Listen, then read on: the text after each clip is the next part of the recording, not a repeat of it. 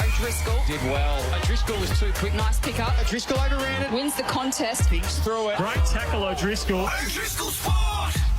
Nothing opens and shuts like a garage door by Quokka. QuokkaGarageDoorsPerth.com.au. O'Driscoll Sport, how good's that? That's elite. A docker for a docker, an eye for Yes, an eye. Shaun, that's you're right. not getting your job back.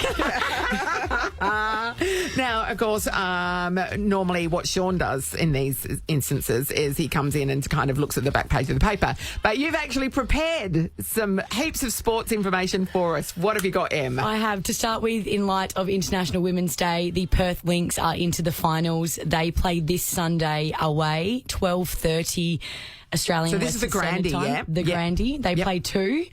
Then it's the following Thursday, the 14th, here at Bendat. Get your tickets now. Yes. That starts at 6:30 Support them. p.m. So they finished 4th, right? They Yeah. made a charge Yeah. to get into the grand final. They had to knock off the top team in order to do it. Is it an awesome effort? Correct. Huge charge. The girls are ready to go. So I suggest getting down to support them.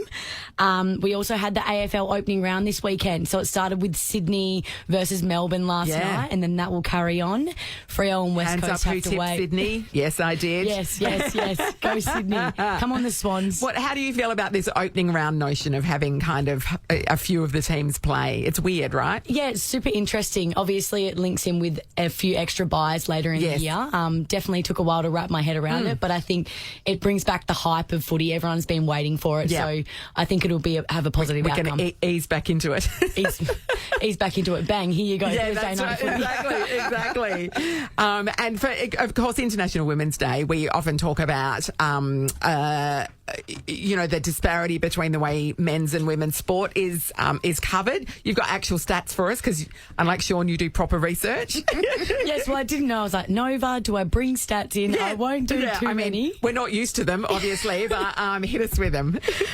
So I just, there was a recent article released regarding male and women's sports coverage. Yeah, right. And it was done in Victoria, and it's actually shown that 70% of sports coverage is done on men. Yeah, right. With less than 30% being women. In this day and age, it's extraordinary, isn't it? And even says, every one story written about a female athlete, there's another 5.5 written about men. So it's wild. I think we talk about this exposure, and I think I wanted to bring that up knowing that we talk about it because it is so important. The more viewers we get, the more sponsorship we get, the more money we then get, and that enables us to work on our craft. So if you want better quality of footy, that's right. We need you to come and watch investment games. in. Yeah, exactly. And and those stats include the Matildas coverage, don't they? Yes, they do. So it's actually an amazing stat by the Female Athlete Project. They actually broadcast this on their Instagram. It was something like 15.6 million people that didn't watch sport started watching sport after the Matildas campaign. Extraordinary. And another 43% of those new viewers went on to watch another female sport. Yeah, right. Incredible. So, if it's one of those, if you build it, they will come kind of situations, isn't it? If you give them the coverage, it snowballs. Yeah, and I think we apply that to us playing at Fremantle Oval. I bring all of my friends and family down. Yes. They see how amazing the atmosphere is, and then they go and tell their extended friends and family, and then we're already increasing numbers. So I think it's really important that, we start promoting it more. And there's only 5 opportunities for AFLW, really, home games. Yeah, that's right. Here. You've got to seize every one of those opportunities, no excuse, don't you? really. It's really soared, though, in recent years, though. It's been amazing, hasn't it? It's been so good to watch. Yes. Well, because you look 10, 15 years ago, there was nothing. Yeah. Nothing. And now there's this credibility. You've got all these incredible athletes, and they're getting the acclaim they deserve. And yes, you're still climbing up, but you're well on your way now. Yes, exactly. And I think it's only 8 years young, really. Yes, that's right. There's a lot to happen in the meantime now, and what's to come. So I think it's really exciting that we've got across the bridge now, and I think it's just And the other thing is that now we're starting to see the girls being drafted that have always played. So they played it from when they were very little. They did Auskick. They've worked their way through. They're not co-jumpers. There are still some co-jumpers, and that's great that they're giving it a go. But the skill level's just going to go out of control because these are girls that have played the whole time. Definitely. And I think Is it true that you actually... Your brothers followed you into the sport? Yeah, I wish I could say that. Let's just say it's true today. I wish I could say that. I will claim I'm the best O'Driscoll in the family, but I cannot say...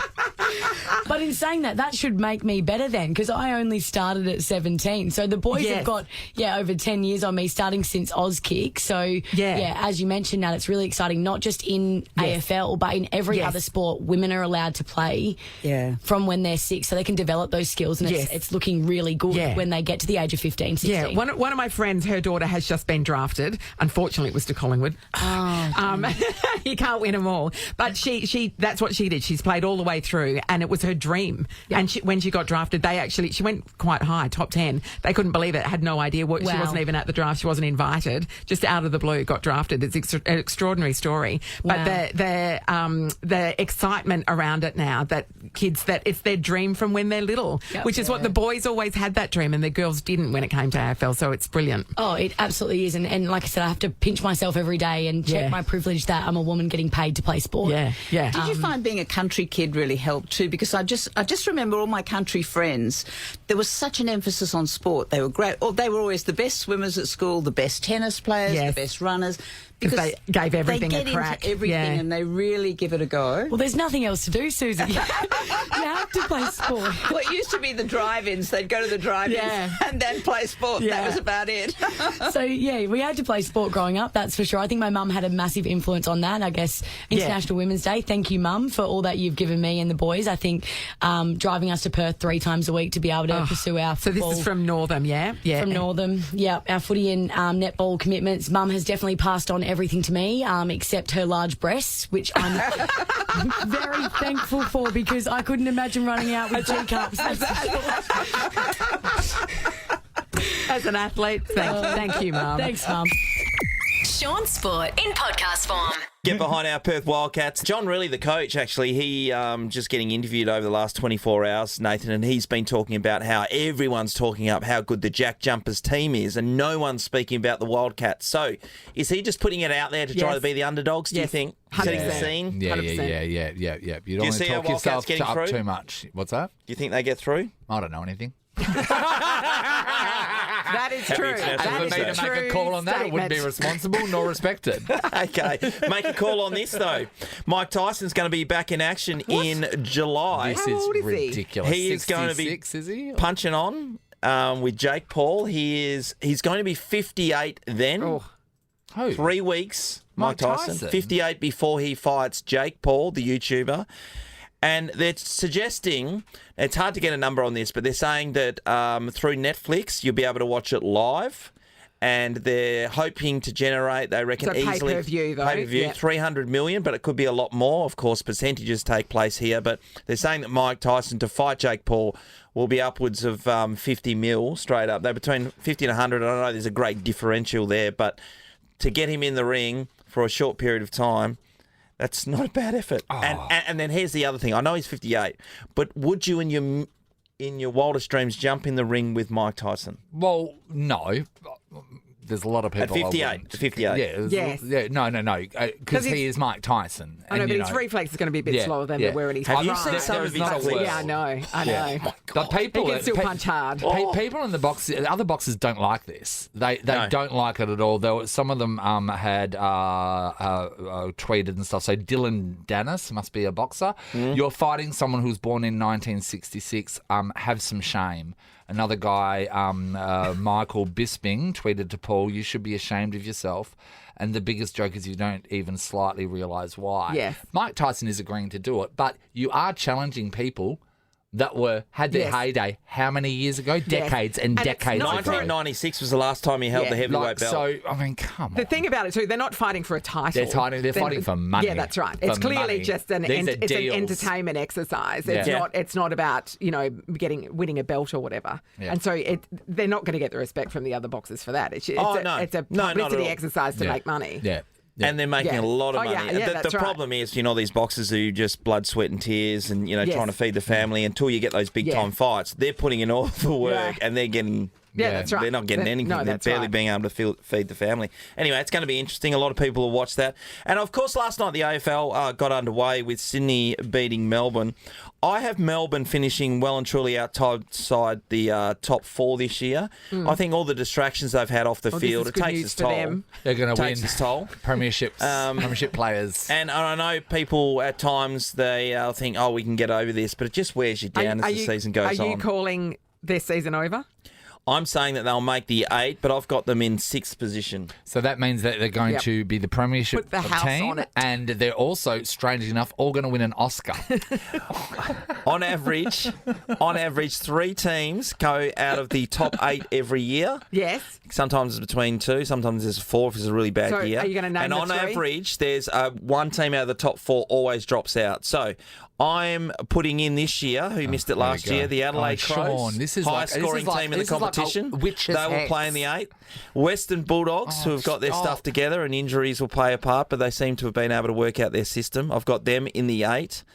And Sydney Swans, I've got in the top 4 as a team who are going to be challenging. Out of the 8? Going out of the 8, I've got Carlton, because they had a mad run last year, and St Kilda. So that's 2. Yeah, so 3. on You said 3 go on out. average, but yeah. But you put 3 in, didn't you? No, I've put in Adelaide and the Western Bulldogs, those other teams. Oh, you're I've dropped them saying down the ladder. Sydney's moved Sydney in up. the top 4. So Fremantle, St Kilda, Carlton, Essendon and Geelong, I've got outside of the top 8. That was just a whole lot of voodoo. You did some really just teams that are trying to try. And they didn't see it coming, did they? Sydney's the one that you said is out. No, I'm saying that they're going to have a really good year. Who's one of the ones you're saying? Oh, so you're saying they're going to. So Carlton played off in a prelim final, Nate, top of the Wazza, almost. Yeah. And you're I'm saying saying they're they're out. out. So Sydney's going to have a really good year. And they'll play Carlton in the grand final. Watch lunchtime today. We'll see a plane has crashed into Sydney's training ground. I mean, because they that's had what you they had a do good- with your powers. Good match last night. They did all right. Yeah. But that was before you started talking this nonsense. They've Yes, always wanted nonsense. a proper ruckman, and they've got one. They've got one in Brodie Grundy. Wow, yeah. the Dockers have 2. Yeah, they do, actually. I know things. Sport. Shaun Sport is a Nova podcast. For more great comedy shows like this, head to novapodcast.com.au.